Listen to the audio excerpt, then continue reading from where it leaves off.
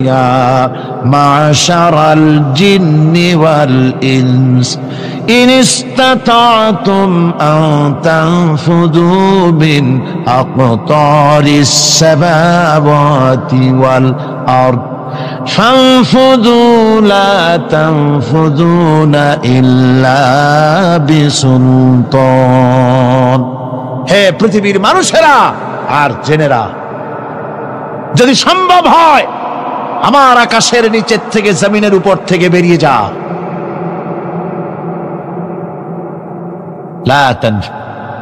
বেরিয়ে যেতে পারবে না। আমি আকাশ এবং জমিন থেকে যদি সম্ভব করতে পারো বেরিয়ে যা। আর যদি কোনো আকাশ থাকে তার নিচে যা, আর যদি কোনো জমিন থাকে তার উপরে যাও। এমন দেশ যদি পাও যেখানে আমার আলো ছাড়া কোনো আলো আছে, আমার বাতাস ছাড়া কোনো বাতাস আছে, আমার চাঁদ সূর্য ছাড়া কোনো চাঁদ সূর্য আছে, যাও সেখানে। আল্লাহ রাব্বুল আলামিন বলেন নাই এরকম যাওয়ার কোনো উপায় নাই। আমি আল্লাহ রাব্বুল আলামিন আকাশ আর জমিন দিয়ে প্যাকেট করে রেখেছি, আটকায় রেখেছি।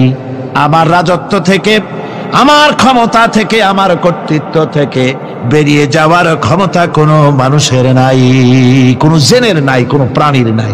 সুবহানাল্লাহ বিহামদিহি। মানুষ হচ্ছে অহংকার কিসের হবে? তোমরা হচ্ছ ফকির। আল্লাহ পাক বলছেন ওয়াল্লাহুল গনিয়্যু ওয়া আনতুমুল ফুকারা। আল্লাহ হচ্ছেন গনি। আল্লাহ কি? গনি, বেনিয়াজ, বেপরোয়া। ফাআলুল লিমা ইউরিদ, যা খুশি তাই করে, কারো মুখাপেক্ষী তিনি নন। কোরআনে কারীমে রব্বুল আলামিন বলেছেন নবী আপনি আমার ব্যাপারে, আমার গুণাবলীর ব্যাপারে বলুন। কুল হুয়াল্লাহু আহাদ, পড়েন সবাই। কুল হুয়াল্লাহু আহাদ আল্লাহুস সামাদ লাম ইয়ালিদ ওয়া লাম ইউলাদ ওয়া লাম ইয়াকুল লাহু কুফুয়ান আহাদ।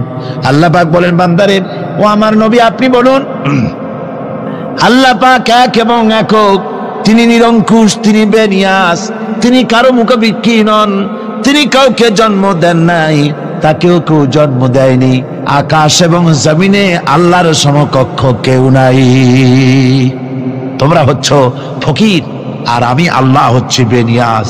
লিল্লাহি মা ফিস সামাওয়াতি ওয়া মা ফিল আরদ, আকাশে যা আছে জমিনে যা আছে সব আল্লাহর। সব কার? আল্লাহ পাকের।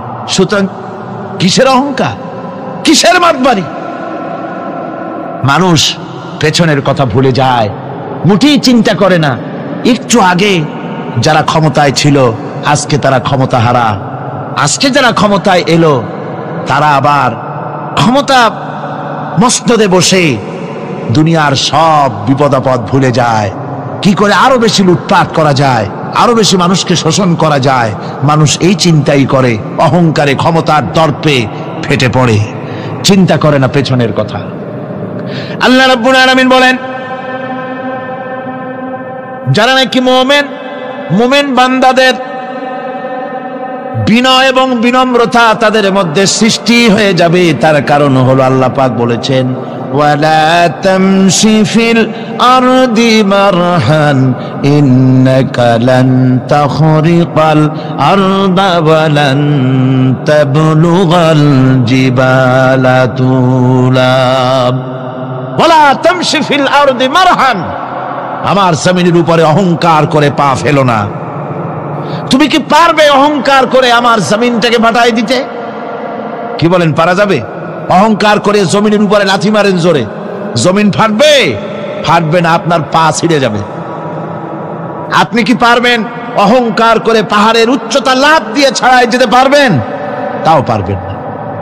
সুতরাং আল্লাহ পাকের উপরে ঈমান আনলে পরে তাদের মাথা এভাবে নত হয়ে যায়, অহংকার তাদের মধ্যে জায়গা পায় না। অহংকার কিসের অহংকার তোমার?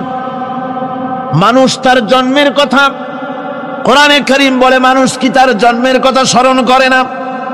তোমার তো এমন অবস্থা ছিল দুনিয়ায় উল্লেখযোগ্য বিষয়বস্তু হিসাবে তুমি পরিগণিত ছিলে না। তুমি হচ্ছ তোমার জন্মের উৎস কথা হচ্ছে এক ফোঁটা নাপাক পানি, এমন নাপাক পানি যা শরীর থেকে নির্গত হলে পরে গোসল করা ওয়াজিব হয়ে যায়, এমন এক ফোঁটা নাপাক পানি যার জন্মের উৎস, তার আবার অহংকার কিসের? পৃথিবীতে অহংকার যারাই করলো আল্লাহ পাক তাদেরকে ভালো করে দেখায় দিলেন। নমরুদকে দেখায়ছেন, ফেরাউনকে দেখায়ছেন, যুগের ছোট ছোট নমরুদ ফেরাউন যেখানে যেখানে খুদে খুদে ফেরাউন হয়েছে আল্লাহ সকলকেই দেখিয়ে দিয়েছেন, দেন নাই? দেখিয়ে দিয়েছেন। সুতরাং মাথা নিচু করে চলতে হবে, বিদ্যার বড়াই করা চলবে না। কত লেখাপড়া করেছো তুমি? এমএ পাস করেছো, তাতে কি হয়েছে? সবে মাত্র বর্ণবোধ পড়েছো, জ্ঞানের রাজ্যে পা ঢুকিয়েছো, এখনো কিছু শেখনি। টাইটেল পাস করেছো, তো কি হয়েছে? কদ্দুর শিখেছো? নিউটনের মতো মানুষ মৃত্যুর সময় বললেন, জ্ঞান সমুদ্রের বেলাভূমিতে দাঁড়িয়ে সামান্য বালু কণা নিয়ে নাড়াচাড়া করলাম, অথই সমুদ্রের কিছুই দেখতে পারলাম না। শেখ সাদি রহমতুল্লাহ আলাইহি ইন্তেকালের সময় বলেছেন, মালুম শোধ কি হিচ মালুম না শোধ, সারা জীবন সাধনা করে বুঝিলাম ইহা যে কিছুই বুঝিলাম না। এগুলি হচ্ছে জ্ঞানীদের কথা। আর কোন রকম ইউনিভার্সিটির বারান্দা দিয়ে 3-4 দিন হাঁটছে, কয় যে সব বুঝি। কি বুঝছো? কয় দেয়ার ইজ নো গড, স্রষ্টা বলতে কেউ নাই। পাগল কি আর গাছে ধরে মিয়া? সুতরাং বিদ্যার বড়াই চলবে না, স্বাস্থ্যের বড়াই চলবে না, অর্থের বড়াই চলবে না। অর্থের বড়াই করবে, কত অর্থ তোমার হয়েছে? আল্লাহ যদি ইচ্ছে করেন ব্রেনের মধ্যে, মগজের মধ্যে এমন টিউমার করে দিবেন, মগজের মধ্যে এমন ক্যান্সার করে দেবেন, হার্টের ভিতরে এমন ক্যান্সার লাগায় দিবেন, 14 গোষ্ঠী বিক্রি করলে ঔষধের পয়সা হবে না। পারবে কিনা আল্লাহ কন? জোরে বলবেন পারবেন কিনা? এমন বহুত অসুখ আছে ডাক্তাররা বোঝেই না ঔষধ দেবে কি। হযরত ইউনূস আলাইহিস সালাম মাছে তারে গিলে ফেলে দিল, হতাশায় তিনি হার্ট ফেল করেন নাই। মাছের পেটের মধ্যে যদি কেউ চলে যায়, বেরিয়ে যাওয়ার জন্য কোনো ব্যাকডোর আছে নাকি কন? পালাবার কোন রাস্তা আছে? মাছের পেটের জানালা দরজা আছে কিছু? কিছুই নেই। তিনি হতাশ হলেন না, মাছের পেটের ভেতরে বসে হযরত ইউনূস আলাইহিস সালাম বুক ভরা আশা নিয়ে আল্লাহর দরবারে তিনি ঘোষণা করলেন, লা ইলাহা ইল্লা আনতা সুবহানাকা ইন্নী কুনতু মিনাজ জালিমিন। পড়েন না সবাই, লা ইলাহা ইল্লা আনতা সুবহানাকা ইন্নী কুনতু মিনাজ জালিমিন। হযরত ইউনূস আলাইহিস সালাম বললেন, আল্লাহ তুমি ছাড়া কোনো ইলাহ নাই, তোমার পবিত্রতা ঘোষণা করছি, আমি জালিমদের অন্তর্ভুক্ত হয়ে গেছি। তিনি যখন চিল্লাচ্ছিলেন, মাছির পেটের ভিতরে বসে যখন কাতরুক্তি করতেছিলেন, আল্লাহ বুঝি তখন শোনেন নাই সে কথা? কি বলেন? আল্লাহ বুঝি তখন তন্দ্রায় বা নিদ্রায় ছিলেন না? আল্লাহ পাক কি ঘুমান? তন্দ্রায় যান? লা তাখুযুহু সিনাতুন ওয়ালা নাওম। আল্লাহ রাব্বুল আলামিন বলেন, কোন তন্দ্রা বা নিদ্রা আল্লাহ রাব্বুল আলামিনকে স্পর্শ করে না। হযরত ইউনূস আলাইহিস সালাম যখন মাছের পেটের ভিতরে বসে চিৎকার মারলেন, আল্লাহ পাক বলেন, ইউনূস রে, তোমার ওই ডাক কেউ শোনে নাই, দুনিয়ার কোন রাজা বাদশাহ শোনে নাই, দুনিয়ার কোন বন্ধু বান্ধব তোমার শোনে নাই, কিন্তু আমি তোমার আরশের মালিক, আমি রব্বুল আলামিন শুনেছি। শুধু শুনি নাই, সঙ্গে সঙ্গে জবাব দিয়ে দিয়েছি। ফাস্তাজাবনা লাহু ওয়া নাজ্জাইনাহু মিনাল গাম্মি। পড়েন, ফাস্তাজাবনা লাহু ওয়া নাজ্জাইনাহু মিনাল গাম্মি ওয়া কাযালিকা নুজিল মুমিনিন। আল্লাহ পাক বলেন, আমি জবাব দিলাম। মাছের পেটের ভিতরে বেদনা শুরু হয়ে গেল। মাছ আর তলদেশে শুয়ে থাকতে পারলো না, সাঁতরাতে পারলো না, মাছ ভেসে উঠল উপরে। পেটের যন্ত্রণায় মাছ কিনারায় চলে এসে বমি করে দিতে পারলে যেন বাঁচি, এই অবস্থা মাছের হলো। কিনারায় চলে এলো, বমি করে ইউনূস আলাইহিস সালামকে ফেলে দিল। মাছও বাঁচলো, ইউনূস আলাইহিস সালামও বাঁচলো। আল্লাহ রাব্বুল আলামিন বলেন, মুমিনেরা শোনো, শুধু ইউনূসকে নয়, ওয়া কাযালিকা নুজিল মুমিনিন, এইভাবে করে মুমিন বান্দারা যদি আমাকে ডাকে, আমার কাছে যদি হাত ফাইলায়, আমি আল্লাহ রব্বুল আলামিন মুমিনদের এভাবে বিপদ মুক্ত করে দেই। আল্লাহ পাক বিপদ মুক্ত করে দেন। ওয়া মান ইয়াত্তাকিল্লাহা ইয়াজআল লাহু মাখরাজা, আল্লাহকে যে ভয় করে আল্লাহ তার জন্য রাস্তা খুলে দেন। জোরে কোন সুবহানাল্লাহ। দেখেন ইউসুফ আলাইহিস সালাম, জুলাইখা তাকে আটকায় ফেলেছে ঘরের মধ্যে, তালা দেওয়া, খিল দেওয়া, সিটকানি মারা, পালাবার পথ নাই, চতুর্দিকে উলঙ্গ নগ্ন চিত্র। আর এই সুন্দরী যুবতী নারী জুলাইখা তার প্রেম নিবেদন করেছে হযরত ইউসুফের কাছে। যৌবনে ভরা টকবগে যৌবনের যুবক হযরত ইউসুফ আলাইহিস সালাম, সৌন্দর্যের পিরামিড, বাঁচার কোনো পথ নাই জুলাইখার কুপ্রবৃত্তি চরিতার্থ করে দেওয়া ছাড়া। কিন্তু হযরতে ইউসুফ আলাইহিস সালাম আল্লাহ রাব্বুল আলামিনকে ডাকলেন, হতাশায় ভেঙে পড়লেন না, আল্লাহকে ভয় করলেন, আল্লাহকে ডাকলেন। আল্লাহকে ডেকে, আল্লাহকে ভয় করে তালাবদ্ধ দরজার দিকে যখন দৌড় মারলেন, রব্বুল আলামিন আপন কুদরতে দরজার তালাগুলি খুলে দিলেন। ভাইরা আমার, এভাবে করে মুমিনেরা কখনো হতাশ হয় না। ফাইন্না মাআল উসরি ইউসরা, ইন্না মাআল উসরি ইউসরা। মনে রাখতে হবে, দুঃখ কষ্টের সাথে থাকে সুযোগ সুবিধা, আর প্রত্যেক অসচ্ছলতার সাথে থাকে উদার সচ্ছলতা। এর কোনো বিপরীত কখনই হয় না। আল্লাহ রাব্বুল আলামিন এইভাবে করে মুমিনদেরকে বলেছেন যেন তারা হতাশায় ভেঙে না পড়ে। আল্লাহ পাক বলে, বান্দা যখন আমাকে ডাকে, আমি বান্দার একদম নিকটে, তার ঘাড়ের চাইতেও নিকটে। ওয়া নাহানু আকরাবু ইলাইহি মিন হাবলিল ওয়ারিদ, আমি আমার বান্দার সারাত যে রগের উপরে তার মাথা, এর থেকেও আমি আমার বান্দার বেশি নিকটে। সুবহানাল্লাহ পড়ে। আমি তোমার কাছে, আমার কাছে মাপ চাও, যত বড় গুনাহ হোক। ওয়া ক্বালা রাব্বুকুম উদউনি আস্তাজিব লাকুম, তোমার প্রভু তোমাকে ডেকে বলেছে আমাকে ডাকো, আমি মাফ করে দেব। সুবহানাল্লাহি ওয়া বিহামদিহি, কত বড় কথা। আমাকে ডাকো, নিরাশ হয়েও না, হতাশ হয়েও না। আল্লাহর গজব বেশি না রহমত বেশি? আল্লাহর রহমত বেশি। হাদিসে কুদসির ভিতরে এসেছে, আল্লাহ পাক বলেছেন, কোন বান্দা যদি আমার দিকে এক বিগত অগ্রসর হয়, আমার রহমত তার দিকে এক হাত এগিয়ে যায়। কোন বান্দা যদি আমার দিকে হেঁটে আসে, আমার রহমত তার দিকে দৌড়ে যায়। বান্দা যখন আল্লাহর দরবারে দুহাত উঁচু করে চোখের পানি ফেলে দেয়, মুসলিম শরীফের হাদিসের ভিতরে এসেছে, গভীর রাতের তৃতীয় অংশে আল্লাহ রাব্বুল আলামিন প্রথম আকাশে আসেন আর ডেকে বলেন, পৃথিবীতে আছো নাকি কেউ গুনাহ করে জীবন বরবাদ করে দিয়েছো, আমার কাছে মাপ চাও। ঋণগ্রস্ত আছো, অসুস্থ আছো, অপমানিত আছো, কে আছো মাজলুম, আমাকে ডাকো, আমার কাছে বলো, আমি ডাকের সাড়া দেব, জীবনের আশা পূরণ করে দেব। ওই সময় যেই সমস্ত লোকেরা কান্দে তাহাজ্জুদের নামাজ পড়ে, আল্লাহ জিজ্ঞেস করেন ফেরেশতারা, অমুক অমুক দেশ অমুক অমুক বান্দারা কান্দে কেন? ফেরেশতারা বলে, রব্বুল আলামিন তুমি তো ভালো করে জানো। আল্লাহ বলেন, জানি, তবুও তোমাদের মুখে শুনতে চাই। তারা বলে, রব্বুল আলামিন তোমার এই বান্দা গুনাহ করেছি, গুনার জন্য মাপ চায়, জাহান্নাম থেকে বাঁচতে চায়। আল্লাহ পাক বলেন, ফেরেশতারা আমার এই বান্দারা আমারে দেখেছে নাকি? বলে দেখে নাই। বলে আমার দোজখ দেখেছে নাকি? বলে না, তাও দেখে নাই। আমার বেহেশত দেখেছে নাকি? বলে না, তাও দেখে নাই। আল্লাহ পাক বলেন, ফেরেশতারা সাক্ষী থাকো, ওরা আমাকে দেখে নাই, আমার বেহেশত দোজখ কিছুই দেখে নাই, শুধুমাত্র আমার নবীর কথা, আমার কোরআনের কথা বিশ্বাস করে আরামের ঘুমকে হারাম করে যেভাবে তারা কাঁদতেছে, সাক্ষী থেকে যাও ফেরেশতারা, আমার রহমতের দরিয়ায় জোশ মেরেছে, আমার ওই ক্রন্দনরত বান্দাগুলিকে আমি আল্লাহ মাফ করে দিলাম।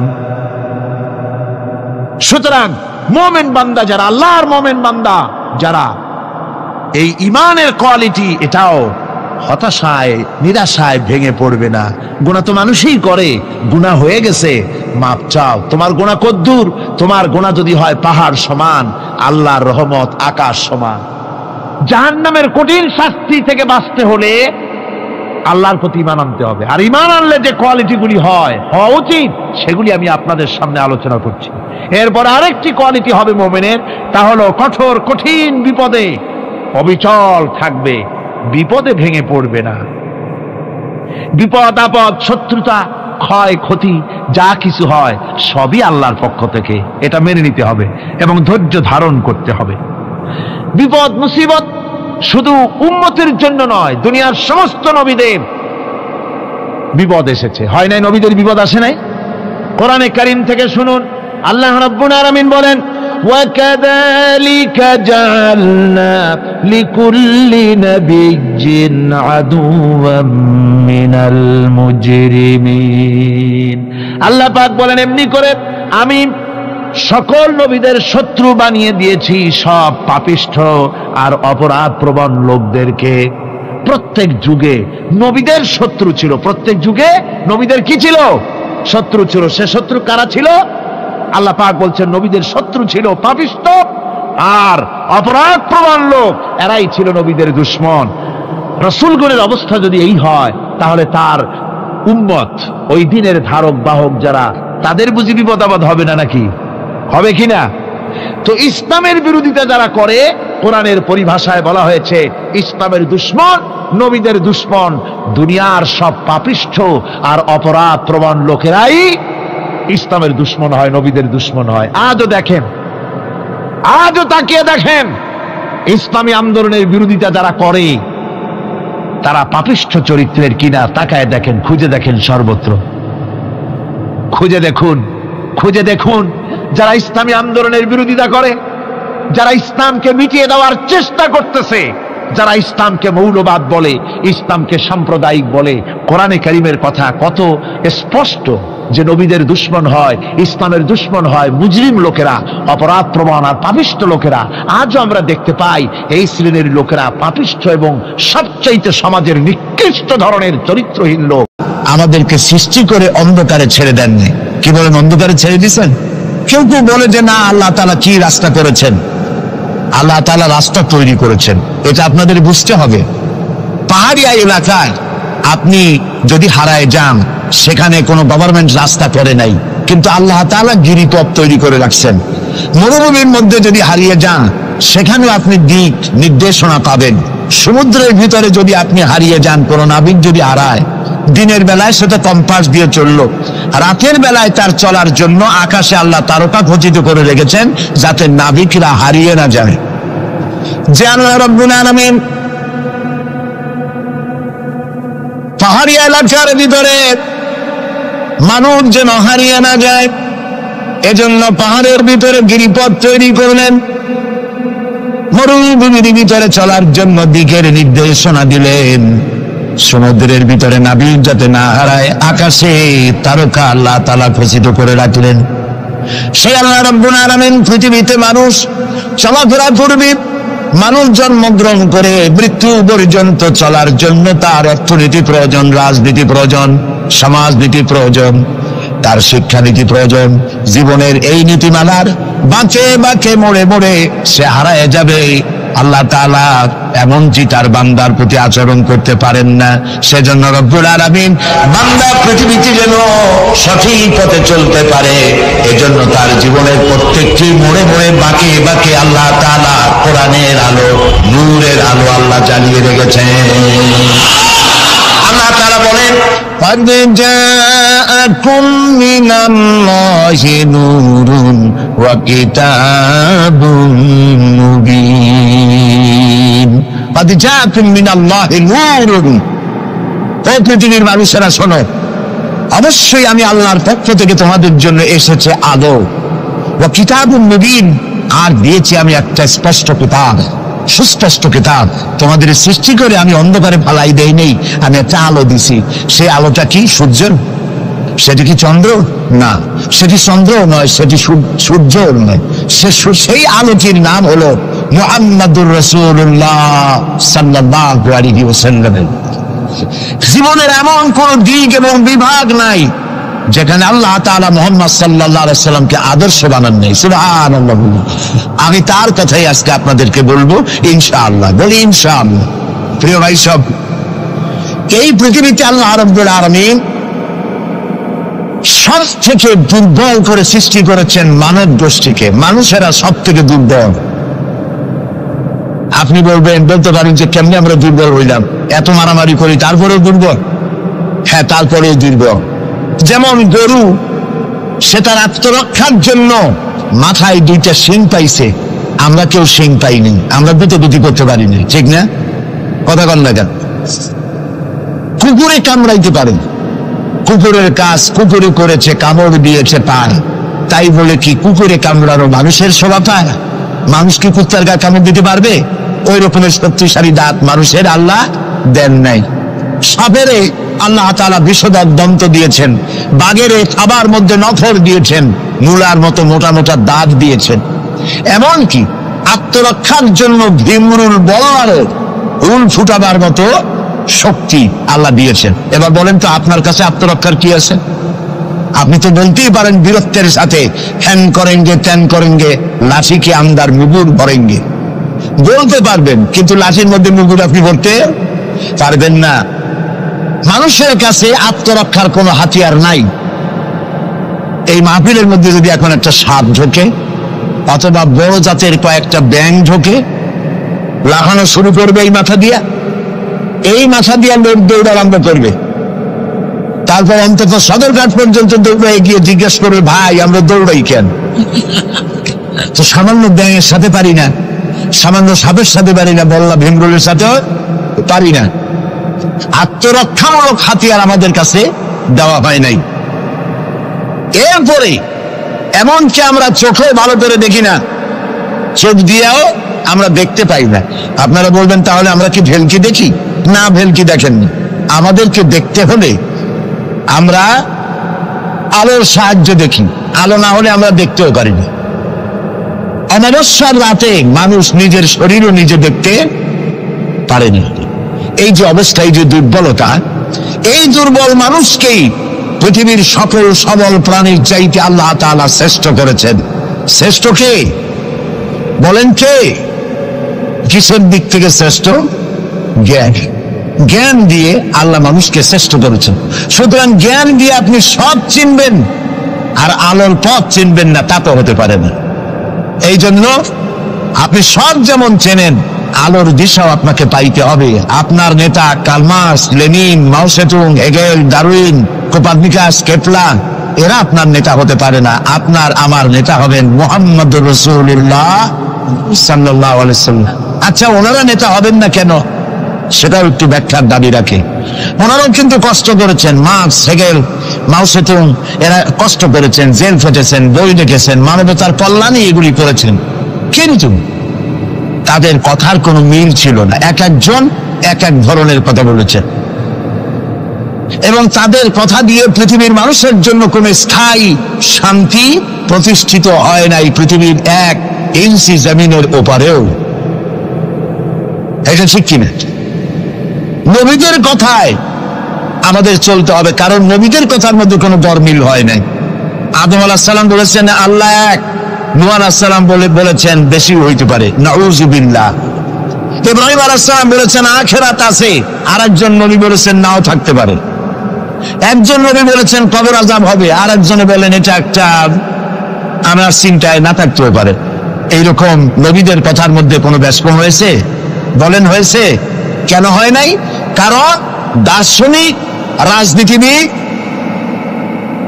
ওনাদের যে শ্রেণী, ওর থেকে নবীদের শ্রেণী সম্পূর্ণ স্বতন্ত্র, এবং 2 শ্রেণীর মাঝে গালফ অফ ডিফারেন্স। দার্শনিক এবং রাজনীতিবিদরা তারা কথা বলেন নিজস্ব মন মস্তিষ্ক প্রসূত জ্ঞান দিয়ে, আর নবীরা কথা বলেন আল্লাহর জ্ঞান দিয়ে। এই জন্য পৃথিবীতে যত নবী এসেছেন সমস্ত নবীদের স্লোগান ছিল একটা। কয়টা ছিল? আদম আলাইহিস সালাম থেকে নিয়ে শুরু করে মুহাম্মাদুর রাসূলুল্লাহ সাল্লাল্লাহু আলাইহি ওয়াসাল্লাম পর্যন্ত যত নবী আল্লাহ পৃথিবীতে পাঠিয়েছেন সমস্ত নবীদের স্লোগান একটাই ছিল, লা ইলাহা ইল্লাল্লাহু মুহাম্মাদুর রাসূলুল্লাহ। মুহাম্মদুর রাসূলুল্লাহ নবী করিম সাল্লাল্লাহু আলাইহি ওয়াসাল্লামের সময় হয়েছে। আর বাকি সমস্ত নবীর সময় স্লোগান একটাই ছিল, লা ইলাহা ইল্লাল্লাহ। কোনো ব্যাস কম নাই, সব নবীরা এক কথা বলেছেন। কারণ নবীরা যে কথা বলেছেন সমস্ত কথা আসছে একটা অফিস থেকে। কয়টা অফিস? এবার বলেন তো অফিসটার নাম কি? কার অফিস? আল্লাহর অফিস। এবং একজন মেসেঞ্জার সমস্ত নবীদের কাছে আল্লাহর মেসেজ বহন করে নিয়ে এসেছেন, সেই আল্লাহ কর্তৃক নিয়োগ প্রাপ্ত অথেন্টিক জেনুইন যিনি রাসূল ছিলেন, বার্তাবাহক ছিলেন, স্পেশাল মেসেঞ্জার ছিলেন, তার নাম কি? সুবহানাল্লাহ। পৃথিবীর সবচাইতে বেশি মর্যাদা এবং সব থেকে বেশি সুন্দর করে আল্লাহ তাআলা তাকে এই পৃথিবীতে পাঠিয়েছেন। তিনি যখন পৃথিবীতে আসলেন, পৃথিবীটা কি ছিল? চুরি, ডাকাতি, জিনা, ব্যভিচার, হত্যা, ধর্ষণে ভরপুর মরাজাতি। ওই যে বলেছিলাম মরাজাতি, এই মরাজাতিটারে কেমনে জিতে বানানো যায়, রাসূলুল্লাহ সেই চেষ্টা করলেন। 40 বছর বয়স হল ফেরা পাহাড় থেকে নেমে এনে কবি বলছেন, উতর কর গারে হেরা সে সুয়ে কওম আয়া, উতর কর গারে হেরা সে সুয়ে কওম আয়া, और नस्खे किमिया साथ लाया। হেরা পাহাড় থেকে নবীজি নেমে এলেন, সাথে আনলেন পরশ পাথর, নাম কি? কোরআন। হেরা পাহাড় থেকে নেমে আসলেন, হাতে আনলেন পরশ পাথর। এই পরশ পাথরের ছোঁয়া যখন লাগলো, ওমরের মতো পাথর সোনার টুকরা হয়ে গেল। সুবহানাল্লাহ। যারা ছিল নারী জাতির ইজ্জত, সতীত্ব, সম্ভ্রমের জম, তারা হয়ে গেল নারী জাতির পাহারাদার। সুবহানাল্লাহ বলুন। কোরআন মরা জাতিকে জিন্দা করছে। আহারে কপাল, সেই কোরআন শরীফ দিয়ে তাবিজ লিখি আমরা। আরে বাবা, বাংলাদেশে ইমদাদিয়া লাইব্রেরি, ওসমানিয়া লাইব্রেরি, কতগুলি লাইব্রেরি হয়েছে চকবাজার এলাকায়। আমি তাদেরকে অনুরোধ করব, আপনারা এই আকামটা কখনো করবেন না। ভালো কাজটা করতেছেন, বইপত্র ছাপেন, কিন্তু কোরআন শরীফের মধ্যে আপনারা তাবিজ ঢুকাইছেন। তাদের লেখা, তাদের ছাপানো কোরআন শরীফের মধ্যে দেখা যায় সূরা ইউসুফের নকশা, সূরা মরিয়মের নকশা, সূরা মায়েদার নকশা, ইয়াসিনের নকশা, এবং লেখা আছে এই নকশা ব্যবহার করলে মাথা ভালো হবে, ওই নকশা ব্যবহার করলে বিয়ে হবে তাড়াতাড়ি, এই নকশা ব্যবহার করলে তাড়াতাড়ি বাচ্চা হবে। কোথায় পেয়েছি? কোরআন শরীফ তাবিজের জন্য নাজিল হয় নাই, বিশ্বাস করুন মুসলমান। সুতরাং নকশা আঁকায়া কোরআন শরীফে ছাপানো আল্লাহর কালামের সাথে বেয়াদবি। যারা এই কাজটি করছেন, আমি তাদেরকে অনুরোধ করি, আল্লাহর রাস্তায় এই কাজ বন্ধ করে দিন, আর তওবা করুন। কোথায় পেলেন? সূরার কতগুলি নকশা বানাইছেন, 577, 1372, 1940। এদিকে কেমনে হইল সূরা ফাতিহা? বিসমিল্লাহরে বানাইছে 786। এটা তো আপনারা সকলেই জানেন, ঠিক না?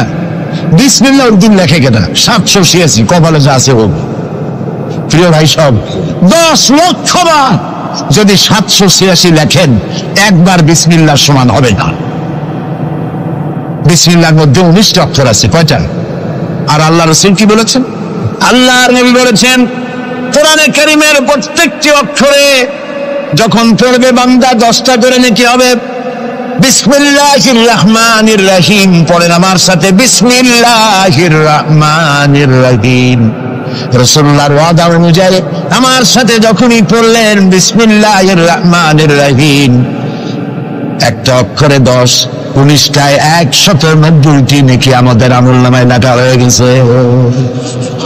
কাজে এই নকশা দিয়ে যারা তাবিজের ব্যবসা করে, কিয়ামতে অবশ্যই আসামি হতে হবে। যারা কোরআনকে তাবিজের কাজে ব্যবহার করেছেন, আল্লাহর কাছে দায়ী হতেই হবে। কারণ মানুষকে আপনারা বোঝাতে চেষ্টা করেছেন কোরআন তাবিজের কিতাব, অথচ কোরআন এসেছিল একটি সমাজ, একটি রাষ্ট্র বিপ্লব করার জন্য। রাসূলুল্লাহ হচ্ছেন পৃথিবীতে সুন্দর সুখী সমৃদ্ধশালী আধুনিক রাষ্ট্রের শ্রেষ্ঠ রূপকার।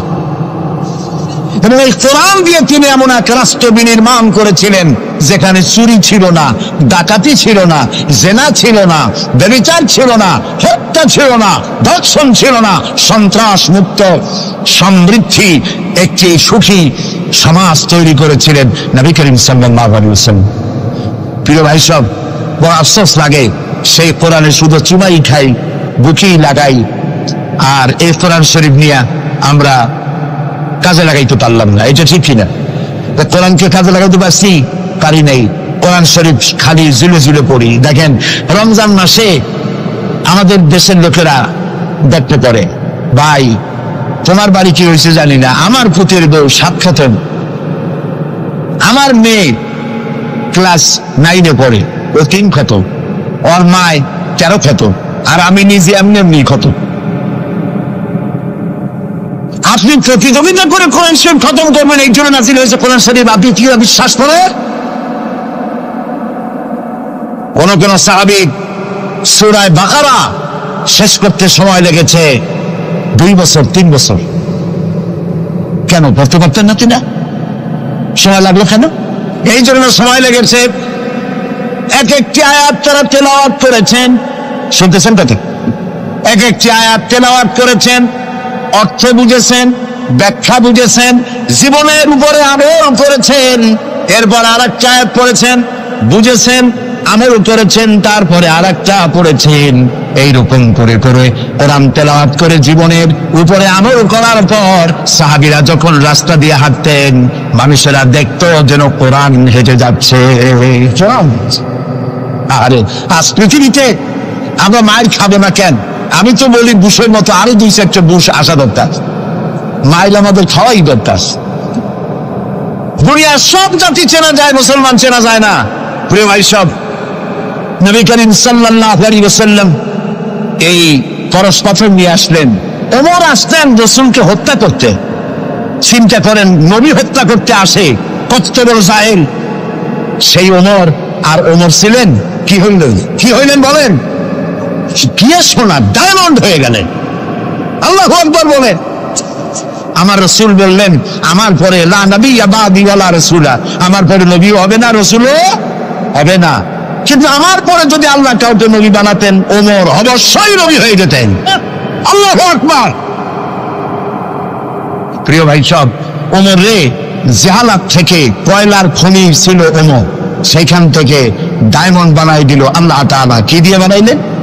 কোরআন। আমরা কিন্তু এর কাছেও যাইতে পারলাম না, খালি সুমা দিলাম আর তাবিজ বানাই গলায় ঝুলাইলাম। এই কোরআন শরীফ আমরা একটা কাপড় দিয়ে পেঁচাই রাখি। আমাদের ঘরে কাপড় দিয়ে কোরআন অনেকের বাড়িতে পেঁচানো আছে, আসে না? এই কাপড়টা যদি মাটিতে পড়ে যায়, যদি পাও লাগে, তাহলে আমরা আটকে উঠি, ঠিক না? কাপড়টা উঠাই কি করি? সুমা দিই। একটা কাপড় আর তো কিছু না, এখানে তো টেবিলেও কাপড় আছে, আমার পায়ের তলেও কাপড় আছে, আমার পরনেও কাপড় আছে, ঠিক না? আপনাদের আছে না? তো এগুলো পাও লাগবে তো আমি আটকে উঠি না। কোরআন শরীফের সাথে যে কাপড়টা ছিল ওটা পড়ে গেলে পাও লাগলে আটকে উঠি এবং অপরাধ বোধের সৃষ্টি হয়, ঠিক কিনা? কেন হয়? কারণ এই কাপড়টা কোরআনের সাথে কিছুদিন জড়ানো ছিল। কয়েকটা দিন কোরআনের সাথে জড়িয়ে থাকার কারণে একটা কাপড়ের টুকরার ইজ্জত যদি বাড়ে, ইজ্জত যদি বেড়ে গেল, যাদের জন্য কোরআন নাজিল হইল ওদের ইজ্জত বাড়লো না। আমাদের ইজ্জত বাড়ছে। আমাদের ইজ্জত যদি বাড়বে, তাহলে ইরাকে বুশেরা আমাদের মারে কেন? আমাদের ইজ্জত যদি বাড়ে, তাহলে শ্যারন প্যালেস্টাইনে আমাদের মারে কেন?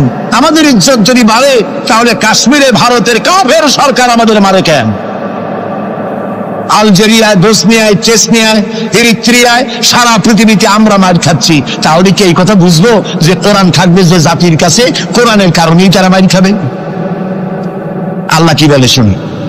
আল্লাহ রাব্বুল আলামিন বলেন, তাহা মা আনজালনা আলাইকাল কুরআনা লিতাশকা। ও নবী, কোরআন আমি এই জন্য নাজিল করি নাই যে কোরআন আপনাকে ভাগ্য বিপর্যস্ত করে দেবে, হতভাগ্য বানায় দেবে। কোরআন এই জন্য নাজিল করি নাই। কোরআন নাজিল করেছে এই জন্য কোরআনের ধারক বাহক যারা হবে তারা শাসিত হবে না, গোটা বিশ্বকে তারা শাসন করবে। এই জন্য এসেছিল কোরআন, কারণ কোরআন দিয়ে শাসন করলেই মানুষেরা নিরাপত্তা পাবে। নারীর অধিকার কে দিল? এই কোরআন দিয়েছে। শ্রমিকের অধিকার কে দিল?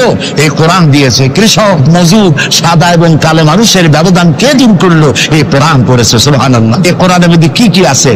এর মধ্যে রাজনীতি আছে, অর্থনীতি আছে, সমাজনীতি আছে, দর্শন আছে, এর মধ্যে পররাষ্ট্রনীতি আছে, স্বরাষ্ট্রনীতি আছে। বিজ্ঞান আছে বলে এ কোরআন বিজ্ঞানের বই নয়। ইতিহাস আছে বলে এ কোরআন ইতিহাসের বই নয়। রাজনীতি আছে বলে এটা রাজনীতির কিতাব নয়। অর্থনীতি আছে বলে এটা অর্থনীতির কিতাব নয়। তাহলে প্রশ্ন হবে এটা কি? এটা হচ্ছে মানুষের জীবন পরিচালনার জন্য যত নীতি প্রয়োজন, সমস্ত নীতির মূল নীতি যে কিতাবে লেখা হয়েছে সেই কিতাবের নাম আল কোরআন। প্রিয় ভাই সব, নবী করিম সাল্লাল্লাহু আলাইহি ওয়াসাল্লাম কে আল্লাহ তাআলা এজন্য পাঠান নাই যে তিনি আর তার সাহাবীরা মসজিদে বসে বসে আল্লাহ আল্লাহ করবেন আর রাষ্ট্র চালাবে ফেরাউন আর নমরুদেরা, রাষ্ট্র চালাবে আবু জাহেলের গোষ্ঠীরা, ফাসিক, ফুজ্জার, নামাজ নাই, রোজা নাই, ঘুষখোর, মদখোর, এরা রাষ্ট্র চালাবে। এই জন্য ইসলাম আসে নাই। ইসলাম এসেছে রাষ্ট্র পরিচালনা করার অধিকার কোরআনে কার? আল্লাহ রাব্বুল আলামিন বলেন, আলা লাহুল খালকু ওয়াল আমর ইনিল হুকমু ইল্লা লিল্লাহ। সৃষ্টি যার, আইন চলবে তার। সৃষ্টি যার, আইন চলবে তার। আলা লাহুল খালকু ওয়াল আমর, সৃষ্টি যার, আইন তারই চলবে। কারণ এই কোরআনের তো কোনো পরিবর্তন নাই। এটি সংবিধান, এটি কনস্টিটিউশন। আমাদের একটা কনস্টিটিউশন আছে, আছে না? কবে তৈরি হয়েছিল? 72-তে। 1972 সালে বাংলাদেশের সংবিধান রচিত হয়েছিল। আজকে 2004। 1972 থেকে 2004 এ পর্যন্ত আমার দেশের কনস্টিটিউশন অ্যামেন্ডমেন্ট, সংযোজন, বিয়োজন, পরিবর্তন, পরিবর্ধন ইত্যাদি হয়েছে নাকি হয়নি? কয়বার হয়েছে? 13 বার হয়ে গেছে। 13 বার হয়েছে আর 14 বার হবে খুব শিগগির। তাহলে স্বাধীনতার 32 বছরের ভিতরে যদি সংবিধান 14 বার পরিবর্তন হয়, সংশোধন হয়, এই রেশিও অনুযায়ী 100 বছর যদি যায়, তাহলে কম্বলের লোম বাঁচলে থাকবে কিছু? এটাও একটি সংবিধান। এটার নাম কি? সংবিধান, মানবতার সংবিধান। এটি শুধু মুসলমানদের জন্য নয়। কোন মুসলমান দাবি করতে পারবে না কোরআন একমাত্র আমার কিতাব? না। আল্লাহ তাআলা শুরুতেই বলে দিয়েছেন, হুদাল লিন-নাস, হুদাল লিল-মুত্তাকিন, হুদাল লিন-নাস, হাযা বায়ানুল লিন-নাস। পৃথিবীর সমস্ত মানব গোষ্ঠীর জন্য হেদায়েতের সর্বশেষ কিতাবের নাম কি? কোরআন শরীফ। প্রিয় ভাই সব, 1400 বছর বা 1500 বছর হয়ে গেছে কোরআনের বয়স। পরিবর্তন হয়েছে কয়বার? কয়বার হয়েছে? কিয়ামতের আগ পর্যন্ত আর কয়বার হবে? একবারও হবে না। কারণ এই কিতাব আসছে কার কাছ থেকে? আল্লাহর কাছ থেকে। তিনি নির্ভুল, তার কোনো ভুল নাই। আমার দেশের সংবিধান পরিবর্তন হয় কেন? এই জন্য হয়, যারা সংবিধান রচনা করেছিলেন ওনাদের কাছে ভবিষ্যতের জ্ঞান ছিল না। অতীতের অভিজ্ঞতার ভিত্তিতে বর্তমানকে সামনে রেখে সংবিধান রচনা করেছেন। আর যখন নতুন নতুন সমস্যা সামনে আসছে, তখন অতীতের অভিজ্ঞতা শেষ, নতুন অভিজ্ঞতা দিয়ে আবার পরিবর্তন করা লেগেছে। ঠিক কিনা? আল্লাহর কাছে কাল কয়টা? একটা। সেই কালটার নাম কি? মাশাআল্লাহ, আপনাদেরকে 100 দিলাম। এইরকম কথা যারা মনে রাখতে পারে, এই সব শ্রোতাদেরই কথা বলে শোনায়া আনন্দ আছে। আল্লাহ যেন আমারও ফায়দা দেয়, আপনাদেরকেও দেন বলি আমি। তাহলে আল্লাহ রাব্বুল আলামিনের কাছে কাল হইল কয়টা? একটা। ওই কালটার নাম কি? বর্তমান। বর্তমানের উপরে ভিত্তি করে আল্লাহ তাআলা কোরআন তৈরি করেছেন, তাই এর কোনো অ্যামেন্ডমেন্টের প্রয়োজন হয় নাই, কিয়ামত পর্যন্ত হবে না। যদি শান্তি চাই, আমাদের দেশে এখন তো আগেও সন্ত্রাস ছিল, এখনো সন্ত্রাস আছে। সন্ত্রাস নির্মূল আমরা করতে পারবো না যতক্ষণ না এই কোরআনের শাসন প্রতিষ্ঠিত হচ্ছে, ততক্ষণ পর্যন্ত সন্ত্রাস নির্মূল করা যাবে না। এই ব্যাপারে আরো কথা সামনে বলবো, বলেন ইনশাআল্লাহ। প্রিয় ভাই সব, তো আল্লাহ রাব্বুল আলামিন আমাদেরকে একখানা কিতাব দিলেন আর জিজ্ঞেস করলেন, আমাদেরকে বললেন, আফাগায়রা দীনিল্লাহি ইয়াবগুন ওয়া লাহু আসলামা মান ফিস সামাওয়াতি ওয়াল আরদি তাওআন ওয়া কারহা। আফাগায়রা দীনিল্লাহি ইয়াবগুন, আল্লাহর দেওয়া জীবন ব্যবস্থাকে ছেড়ে দিয়ে মানুষের তৈরি করা, অন্যের তৈরি করা কোন জীবন বিধান তোমরা তালাশ করো নাকি? আল্লাহ প্রশ্ন করছো।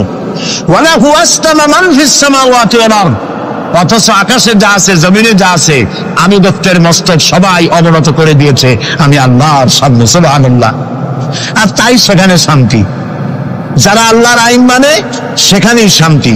দেখেন, একটু আগে আমি বলেছিলাম শুরুতে, সকল প্রাণীর আত্মরক্ষার হাতিয়ার আছে। আমাদের যদি আত্মরক্ষা করতে হয়, লাঠি, বন্দুক, ছুরি ইত্যাদির আশ্রয় দিতে হয়। আমার শরীরে, আপনার শরীরে আত্মরক্ষামূলক কোন হাতিয়ার বলে নাই। এখন আপনি বলেন, আত্মরক্ষার হাতিয়ার আছে বাঘের। সুন্দরবনে বাঘ আছে নাকি নাই? আপনারা কি এটা শুনেছেন যে গত বছর সুন্দরবনের বাঘেরা কোনো একটা বিষয় নিয়ে রাগারাগি করিয়া নিজেরা কামড়াকামড়ি করে 200 বাঘ মারা গেছে? হয়েছে এরকম? কুমিরের এত বড় বড় দা এরকম খিল লেগে যান। এই সব কুমিরেরা তারা জঙ্গলে অথবা নদীর ভিতরে মারামারি করিয়া নিজেরা মারামারি করে 400-500 কুমির মারা দিছে। পাখিরা মারামারি করে মরছে, সাপেরা মারামারি করে মরছে। এরকম হয়েছে কখনো? হয় না।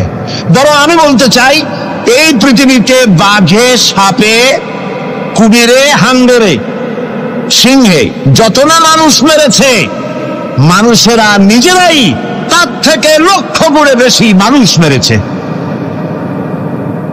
ওদের মধ্যে শান্তি আছে, আমাদের মধ্যে শান্তি নেই।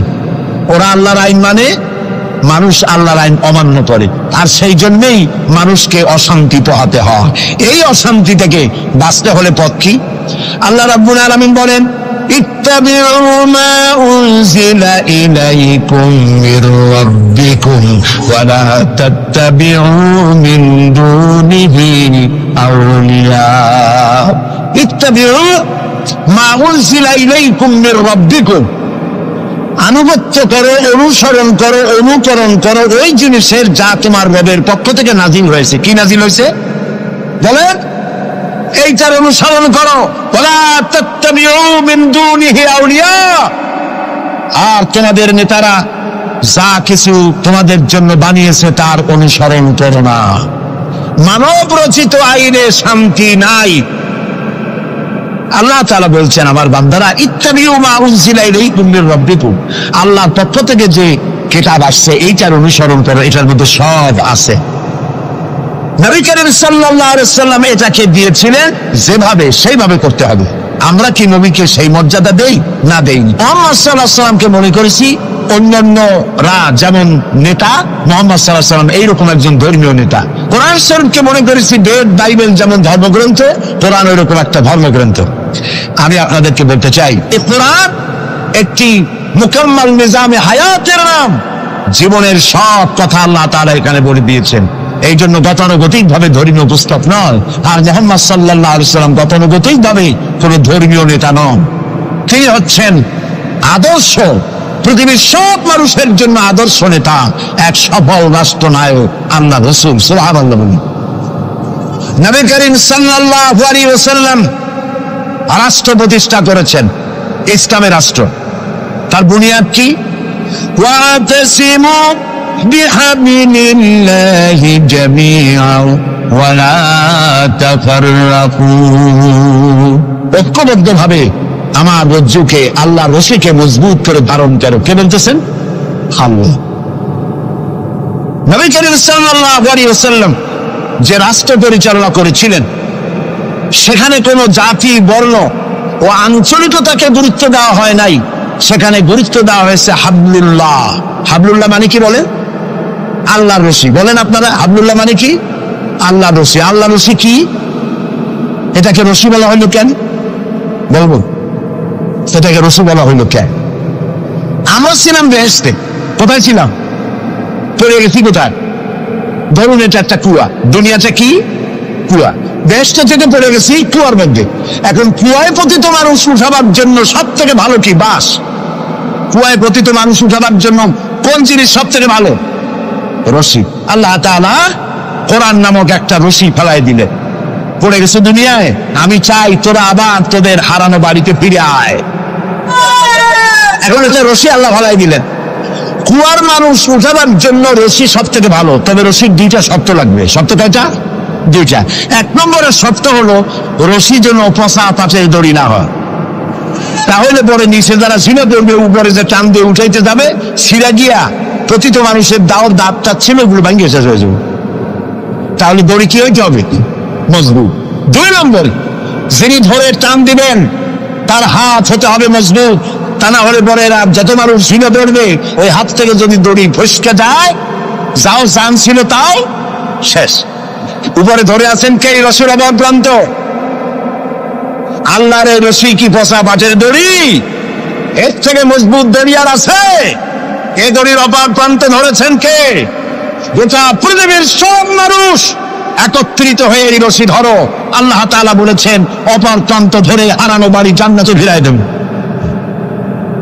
নবী করিম সাল্লাল্লাহু আলাইহি ওয়াসাল্লামের এটাই ছিল তার রাষ্ট্র প্রতিষ্ঠার মূলনীতি। কোরআন ধরো, কোরআন বোঝো। এই কোরআন দিয়ে তিনি একটি বিচার ব্যবস্থা চালু করলেন কোরআন দিয়ে। রাসূলুল্লাহ এখন প্রেসিডেন্ট, রাসূলুল্লাহ এখন কি? প্রেসিডেন্ট। দেখেন বিচার কেমনে হচ্ছে। আল্লাহ রাব্বুল আলামিন কোরআনের আয়াত দিয়ে বিচার ব্যবস্থা কন্ট্রোল করে দিলেন। বিচারে কারো পক্ষপাতিত্ব করা যাবে না। ওয়াইদা হাকামতুম বাইনান নাসি আন তাহকুমু বিল আদল। আল্লাহ তাআলা বলেন, তোমরা যখন লোকদের মাঝে বিচার করবে, সুষ্ঠু বিচার করবে, ভালো ফয়সালা করবে, সুবিচার করবে। আর বিজাতীয়দের ব্যাপারে, অমুসলিমদের ব্যাপারে বিচার করতে গিয়ে তাদের উপরে জুলুম করবে না। ওয়ালা ইয়াজরিমান্নাকুম শানাআনু কওমিন আলা আন তা'দিলু। বিচার করতে গিয়ে হিন্দু, খ্রিস্টান, বৌদ্ধ, মুসলমান না, এই চিন্তা করে অমুসলিমদের উপরে বিচার করবে না। বিচার করতে হবে, সে বিচার যদি মুসলমানদের গায়ে লাগে তাও লাগুক, বিচার হতে হবে সুবিচার। প্রিয় ভাই সব, এই বিচারের ভিতরে জেনাকারের শাস্তি আছে। জেনাকারের শাস্তি কি হবে? চোরের শাস্তি কি হবে? আল্লাহ তাআলা বলে দিলেন, আস-সারিকু ওয়াস-সারিকাতু ফাকতাউ আইদিয়াহুমা। চোর পুরুষ হোক আর নারী হোক, উভয়ের হাত কেটে দাও। কে আইনটা কার? আল্লাহ তাআলার আইন। এই আইনকে কিছু কিছু লোক বলে এইটা নাকি বর্বর আইন, বলেন নাউযুবিল্লাহ। আল্লাহর আইনকে যদি কেউ বর্বর আইন বলে তার ঈমান থাকে? আর ঈমান তো নাই, থাকবে কি? আল্লাহ বলছেন হাত কেটে দাও। এখন যারা এটার বিরুদ্ধে তারা বলে কি জানেন? ওদের তো বলা হয় বুদ্ধিজীবী। কি জীবী? বুদ্ধিজীবী। আর বুদ্ধির ছেলায় যত বুদ্ধিজীবী আছে বাংলাদেশে দেখবেন মাথায় কারো চুল নাই। বুদ্ধির জ্বালায় চুল টুল সব শেষ। চতুর্দিকে কিছু আছে স্টেডিয়ামের মতো, চতুর্দিকে দর্শক মাস্টারে খালি। এরা বলে কি? এরা বলে চোরের হাত কাটা আইন বর্বর আইন। হাত কাটলে ও তো গরিব মানুষ, চুরি করছে, হাতটা কাটলে ওর ছেলে মেয়ে না খাই মরবে, সবাই হবে ভিক্ষু। এটা আইন হলো? ওই বেটারা জানে না চোরের হাত কাটা আইন রাসূলুল্লাহর মুক্তি জিন্দেগিতে নাজিল হয় নাই। এই আইন নাজিল হয়েছে রাসূলুল্লাহ যখন মদিনায় প্রেসিডেন্ট।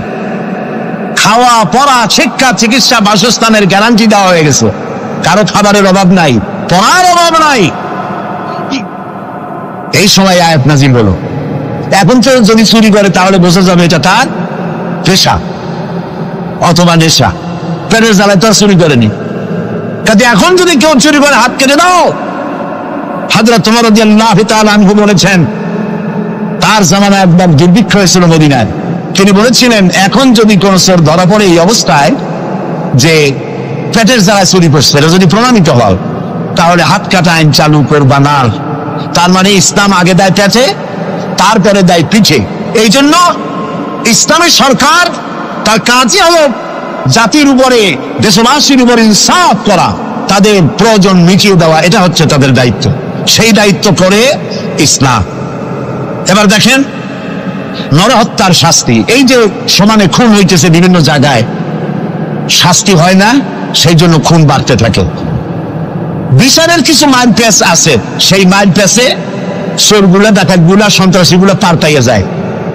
পুলিশেরা জীবন প্রাণান্ত করে এক একটা আসামি ধরে, প্রাণান্ত করে আসামি ধরে, তারপরে হাইকোর্ট থেকে জামিন পেয়ে যায়। যারে ধরলো জামিন পেয়ে গেল। এখন তো সে পুলিশের নাকের ডগায় আঙ্গুল দিয়ে দেখা যায়, পাল্লা নাগার আটকাইতে, ঠিক না? ইসলামের বিধান ভিন্ন। হত্যা করেছে, ইয়া আইয়ুহাল্লাযীনা আমানু কুতিবা আলাইকুমুল কিসাসু ফিল কাতলা, তোমাদের প্রতি নরহত্যার শাস্তি স্বরূপ কিসাস নির্দিষ্ট করা হয়েছে, অর্থাৎ হত্যার বদলে হত্যা। যে হত্যা করেছে প্রমাণিত হয়েছে, পরে নিয়ে আসো পল্টনের মাঠে, রেডিওর সমস্ত চ্যানেলগুলিকে দাওয়াত দাও, পত্রিকার সাংবাদিকদের দাওয়াত দাও, লোকেরা দেখুক, সকলের সামনে ওকে হত্যা করা হোক। জিনার শাস্তি আযানি ওয়াযানিয়াতু, আযানিয়াতু ওয়াযানি ফাজলিদু কুল্লা ওয়াহিদিন মিনহুমা মিআতা জালদা। জিনাকার পুরুষ, জিনাকারিনী মহিলা 100 দৌড়া মারো, যদি অবিবাহিতা হয়, আর বিবাহিতা হলে প্রাণদণ্ড দাও। একজন ধর্ষক যে নারী ধর্ষণ করেছে, ধর্ষণ হচ্ছে না, বিচার নাই। ওই আমলে গত 5 বছরে জাহাঙ্গীরনগর বিশ্ববিদ্যালয় এক কুলাঙ্গার 100 বার জেনা করেছে, 100 বার। তারপরে ককটেল পার্টি করেছে। যখন পত্র পত্রিকায় সমালোচনার ঝড় উঠল, তখন সেই সময়ের নেতৃবৃন্দরা এর একটা বিচারও করছিল।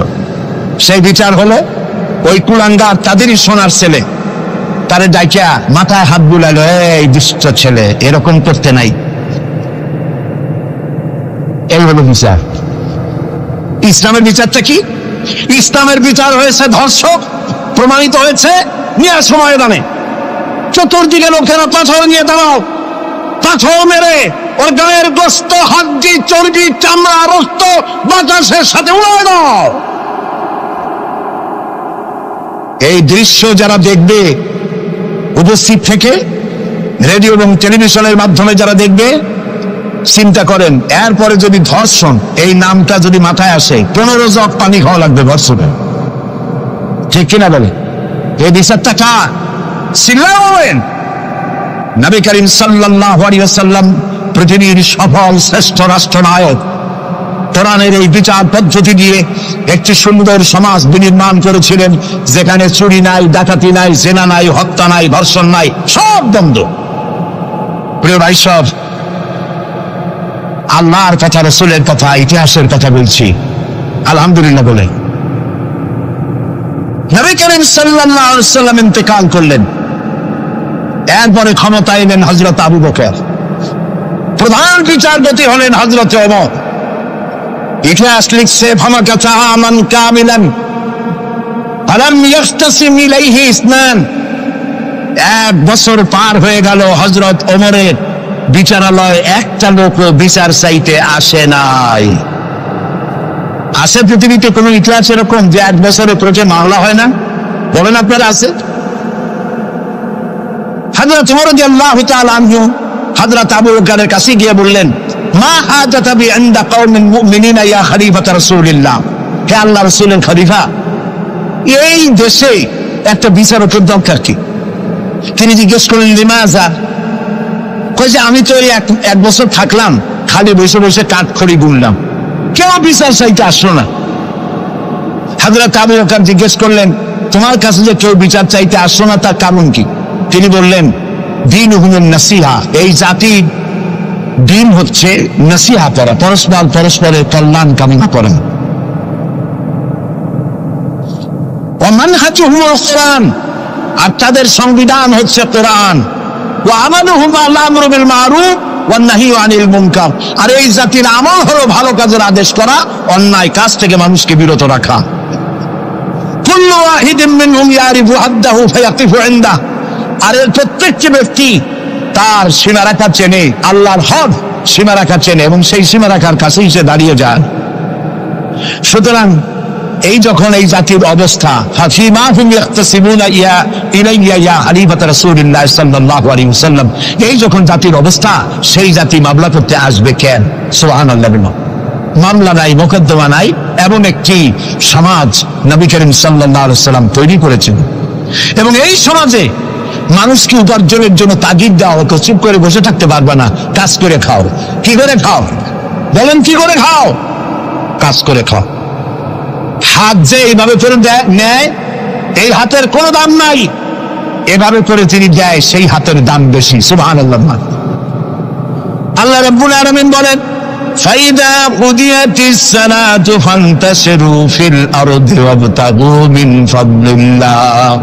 নামাজ যখন পড়া হয়ে গেল, ছড়িয়ে পড়ো আমার ময়দানে, ক্ষেত খামারে, অফিসে, আদালতে, রুজি কামাই করো, বসে থেকো না।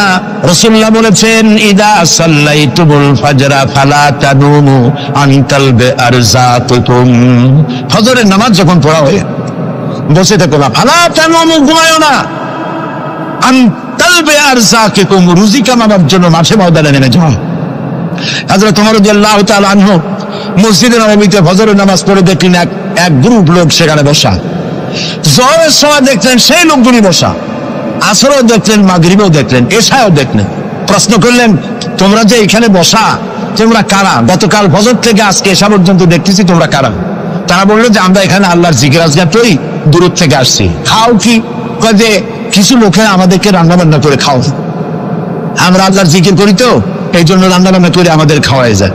হাজরা তোমার বলছেন, তোমাদের মতো অলসগুলোরে যে খাওয়ায়, তোমাদের থেকে ওই লোকগুলির মর্যাদা আল্লাহর কাছে অনেক বেশি।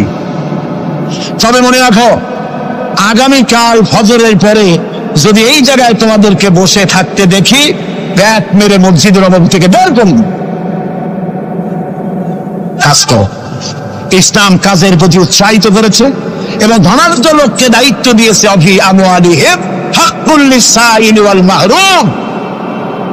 ধনীদের উচিত গরিবদের অধিকার আদায় করে দেওয়া, তাই লা ইয়াকুনা দুলাতাম বাইনাল আগনিয়াই মিনকুম, যাতে করে তোমাদের সম্পদগুলি গুটিগত পুরুষের ভিতরে যেন পঞ্জীবিত হয়ে না থাকে। নবী করিম সাল্লাল্লাহু আলাইহি সাল্লাম তার রাষ্ট্র ব্যবস্থার মধ্যে একটি ব্যাংক তৈরি করেছিলেন। ব্যাংকের নাম ছিল বাইতুল মাল। বরুণ ব্যাংকের নাম কি ছিল? বাইতুল মাল। এই বাইতুল মাল ইনগ্রাল সেশন, ওপেনিং সেশন, এই বাইতুল মাল ব্যাংকে রাসূলুল্লাহ উদ্বোধন করলেন। উদ্বোধন করার সময় তিনি বললেন, মান তারাকা দায়নান আও দিয়ান ফালাইয়া। আমার রাষ্ট্রের ভেতরে কোন মানুষ যদি ঋণগ্রস্ত হয়ে মারা যায় আর তার ঋণ পরিশোধের কোন সুযোগ যদি না থাকে তার ছেলে মেয়ের কাছে, তার বউয়ের কাছে, তাহলে তার অসহায় সমস্ত ইতিম বাচ্চা পরিবারের লোকগুলি আর ঋণ পরিশোধের দায়িত্ব আমি মুহাম্মদ সাল্লাল্লাহু আলাইহি সাল্লাম আমার কাঁধে উঠাইয়া নিলাম। এটি ছিল সোশ্যাল ওয়েলফেয়ার স্টেট, একটি কল্যাণ রাষ্ট্র। এই পৃথিবীতে কল্যাণ রাষ্ট্রের কনসেপশন সর্বপ্রথম যিনি দিয়েছেন, আধুনিক রাষ্ট্র প্রতিষ্ঠান রূপকার বিশ্বনবী মুহাম্মদ রাসূলুল্লাহ সাল্লাল্লাহু আলাইহি ওয়াসাল্লাম। তাই রাষ্ট্র ছিল সুখী, সমৃদ্ধ, চুরি নাই, ডাকাতি নাই, মাস্তানি নাই, চাঁদাবাজি নাই। এই দৃশ্য যখন কাফেরেরা দেখলো, তখন কাফেরেরা মনে করলো যে আমরা তো খামোখাই রাসূলের সাথে বিরোধিতা করেছি, উনি তো আমাদের শত্রু না। তখন অবস্থাটা কি হলো? আল্লাহ রাব্বুল আলামিন এই পরিস্থিতিতে সূরা নাসর নাজিল করলেন। মদিনার শেষ জীবনে ইযা জাআ নাসরুল্লাহি ওয়াল ফাতহু, জানেন না এই সূরাটা? পড়েন, ইযা জাআ নাসরুল্লাহি ওয়াল ফাতহু ورأيت الناس يدخلون في دين الله أفواجا فسبح بحمد ربك واستغفر إنه كان توابا ইদা জা নাসরুল্লাহিল ফাতহ, আল্লাহর পক্ষ থেকে যখন মদদ আসবে, বিজয় আসবে, তখন দেখতে পাবে দলে দলে লোক ইসলামে প্রবেশ করতেছে। সুবহানাল্লাহ। মদিনার জীবনের শেষ দিকে আরব ভূখণ্ডে একটা কাবেরও ছিল না, সবাই পড়েছে লা ইলাহা ইল্লাল্লাহু মুহাম্মাদুর রাসূলুল্লাহ। সুবহানাল্লাহ। প্রিয় ভাই সব, এই ছিল ইসলামী রাষ্ট্রের রূপরেখা। রাসূলুল্লাহ বলেছেন, আমি তো চলে যাব, চিরকাল থাকবেন।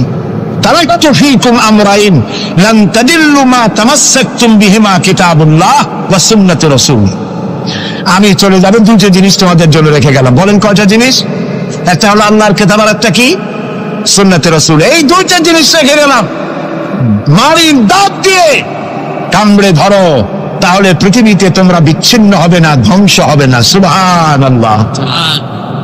প্রিয় ভাই সব, নবী করিম সাল্লাল্লাহু আলাইহি ওয়াসাল্লাম দুটো জিনিস রেখে গেলেন। কয়টা রাখলেন বলেন? দুইটা। ট্রেন চলে কয়টা লাইন দিয়া? বলেন? দুইটা লাইন। দুইটা লাইনের উপরে ট্রেন চলে। ট্রেন কি? কতগুলি কম্পার্টমেন্ট, এর মধ্যে মানুষ বসে, মাল সামান নিয়ে মানুষ বসলো। চাকার দূরত্ব আর লাইনের দূরত্ব যদি সমান থাকে, তাহলে কমলাপুর থেকে ছাড়বে, শ্রীরাম চলে যাবেন আরামসে, সেফ বুঝে ঘুমাইতে ঘুমাইতে, ঠিক কিনা? বুঝলেন কথা?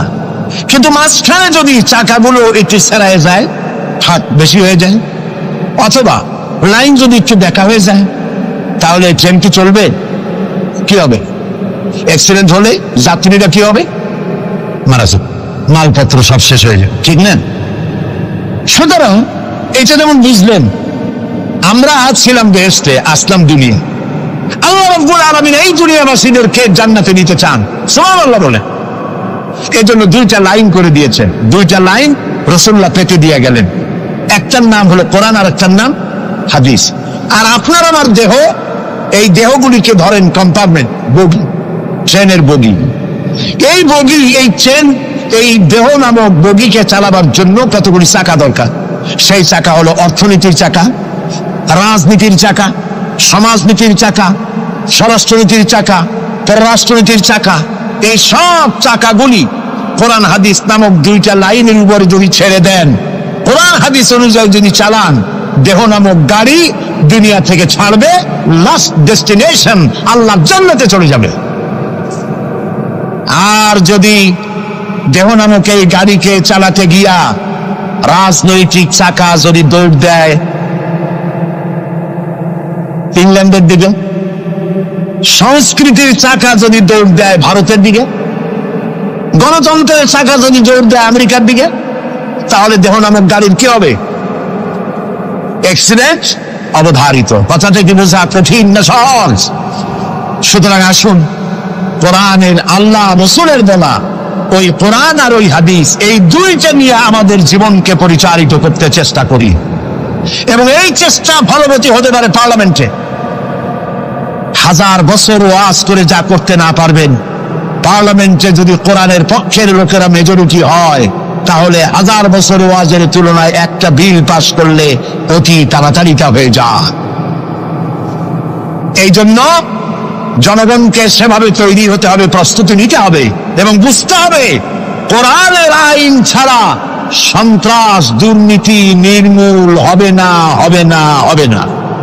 ربنا ظلمنا أنفسنا وإن لم تغفر لنا وترحمنا لنكونن من الخاسرين ربنا لا تزغ قلوبنا بعد إذ هديتنا وهب لنا من لدنك رحمة إنك أنت الوهاب أي الله تعالى হাজার হাজার মুসলমান নরনারী ঠান্ডাকে উপেক্ষা করে তোমার দ্বীনের কথা শোনার জন্য, কোরআনে কারীমের কথা শোনার জন্য এই মাঠে এসে হাজির হয়েছে।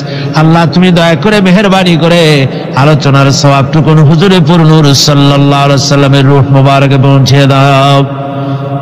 রব্বুল আলামিন, আমাদের মধ্য থেকে যাদের মা বাপ দুনিয়া থেকে জনমের মতো বিদায় হয়ে গেছে, আল্লাহ কবরে যদি আযাব থাকে দয়া করে আযাব মাফ করে দাও।